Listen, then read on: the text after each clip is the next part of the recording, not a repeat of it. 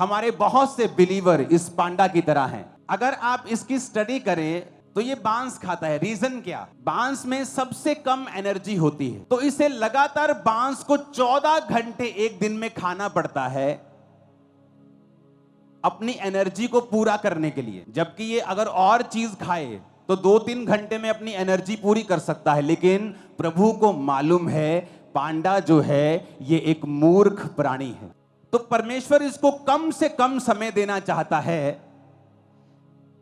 कि ये खाने के बाद इतना ही फ्री हो कि ये कम से कम गिर सके। क्योंकि अगर इसके पास 3 घंटे खाने के बाद, 10 घंटे 12 घंटे सोने के बाद 15 घंटे हो गए, फिर भी 9 घंटे बाकी हैं पूरे दिन में, तो 9 घंटे अगर ये लगातार घूमेगा फिरेगा तो ये बहुत जल्दी मर जाएगा।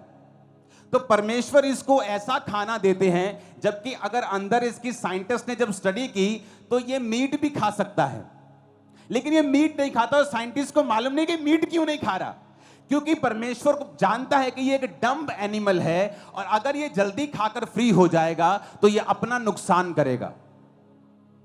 एक पास्टर के पास अगर 3000 लोग हैं और 10 साल बाद भी 3000 लोग हैं, एक पास्टर के पास आज 100 है और 2 साल 4 साल बाद उसके पास 400 हैं, वो ग्रो कर रहा है। लेकिन एक व्यक्ति ग्रो नहीं कर रहा, क्यों? क्योंकि परमेश्वर जब उसे देखता है तो पांडा लाइक बिलीवर के रूप में देखता है। क्योंकि परमेश्वर अगर उसे बढ़ाएगा वो दूसरों पे अटैक करेगा, अपना भी नुकसान कर लेगा और दूसरों का नुकसान भी कर लेगा। अगर आपको बढ़ना है आपको बुद्धि से चलना होगा।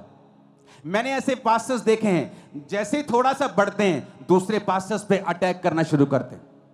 ये नहीं कि शिक्षा दे रहे हैं, शिक्षा नहीं दे रहे, लेकिन पर्सनल जेलसी है और अटैक कर रहे हैं। और परमेश्वर देखता है कि नहीं, तू पांडा लाइक बिलीवर, पांडा लाइक पास्टर है, मैं तुझे ज्यादा नहीं बढ़ा सकता हूं, मैं तुझे इसी लेवल पर रख सकता हूं क्योंकि अभी तेरी कैपेसिटी नहीं है कि मैं तुझे नेक्स्ट लेवल पे ले जाऊं। तो परमेश्वर उसे खाने के लिए बांस देगा ताकि 14 घंटे तू बांस खाता रहे, खाता रहे, खाता रहे। क्योंकि अगर तू मीट खाकर अपना पेट भर लेगा तो बाकी टाइम तू दूसरों को और अपने आप को नाश करने के लिए इस्तेमाल करेगा। तो मैं तुझे बांस देता रहूंगा कि तू उसे खाता रहे, बिजी रहे, ताकि तू भूल जाए तुझे दूसरों को और अपने आप को तंग करना है। क्योंकि उसकी कैपेसिटी नहीं है, बुद्धि नहीं है, विजडम नहीं है। विजडम नहीं है तो परमेश्वर तुम्हें नहीं बढ़ा सकता, तुम्हें आगे नहीं लेके जा सकता।